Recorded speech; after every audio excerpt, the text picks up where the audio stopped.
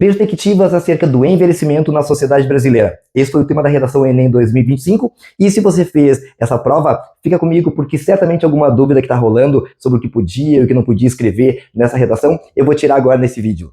Galera, a principal dúvida que eu estou recebendo nas minhas redes sociais é: mas Ávila, não tinha a palavra desafios, caminhos, como é que eu deveria entender essa proposta? Galera, olha que legal, justamente por conta de perspectivas, esse tema possibilitava múltiplas abordagens, sobretudo pelo que os próprios textos motivadores apresentavam para vocês, ou seja, visões acerca do que é envelhecer no Brasil.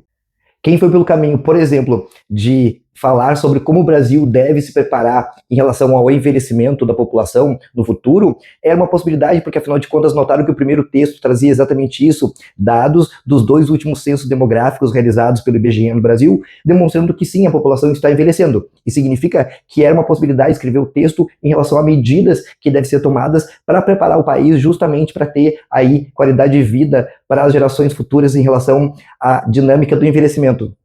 Quem escolheu falar sobre a quebra de paradigma de o que é ser idoso hoje também era uma possibilidade, porque notaram que o texto 2 falava exatamente sobre isso. Aquela imagem, um texto curtinho, mas muito significativo, que demonstrava que a visão que se tinha de uma pessoa idosa, como alguém com uma bengala, já é ultrapassada. Ou seja, pensar que hoje as pessoas idosas são pessoas que têm uma outra postura, inclusive a própria imagem demonstrava isso, uma pessoa ereta, apenas com a indicação de mais 60 do lado, significando que não se tem mais essa visão de que uma pessoa idosa, muitas vezes hoje debilitada em relação à sua condição física, por exemplo. E as visões de Rita Lee e Fernanda Montenegro, que estavam lá no terceiro texto, também demonstravam que a velhice não é sinônimo de fim, ou seja, é uma nova fase, novos desejos, novos projetos, novos desafios, tudo isso inclusive com dignidade. E notaram que o texto 4 permitia uma abordagem mais econômica a respeito do assunto? Pois é, os dados que estavam ali, daquele infográfico do G1, demonstram que, inclusive, uma parcela muito significativa da população idosa é responsável pela economia doméstica. Ou seja, pensar também que pessoas idosas podem estar economicamente ativas ou que elas realmente têm uma importância do ponto de vista econômico, também era uma abordagem possível. E o texto 5 ajudava a perceber a necessidade de uma outra visão a respeito das pessoas idosas. Naquele trechinho da obra de Clarice Lispector, em que ali é contada, descrita a vida de uma pessoa idosa, que é tratada praticamente como um móvel velho na casa da sua filha, demonstra que essa visão a respeito das pessoas idosas, isso é algo que já está ultrapassado e que hoje essas percepções acerca do envelhecimento também demonstrava um caminho para que o candidato pudesse pensar em justamente como que nós devemos hoje ver as pessoas idosas na sociedade.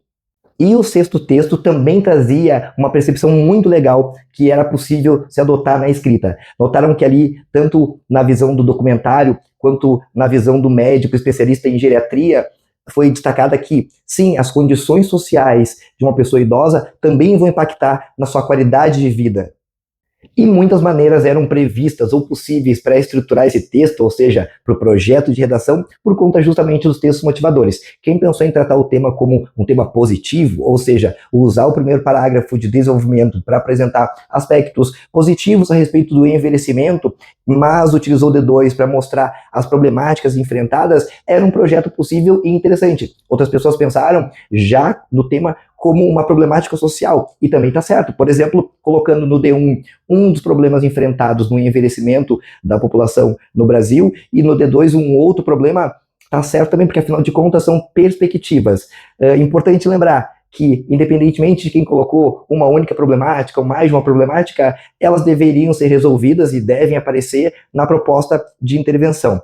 Juntando tudo isso com repertórios, ou seja, toda a bagagem que vocês têm de informações sobre o assunto, pensando em músicas, em filmes, em novelas, em personagens da literatura, tudo isso foi utilizado para enriquecer o texto e dar conta das competências nessa redação. Então, olha só, tenho certeza de que sim, vocês deram conta e entenderam a proposta, então por isso, agora, compartilhe esse vídeo, passem adiante essa informação, porque afinal de contas, esse foi o primeiro dia do Enem, tem muito mais pela frente. Galera, boa Enem, boa prova e nos vemos no listão. Até mais!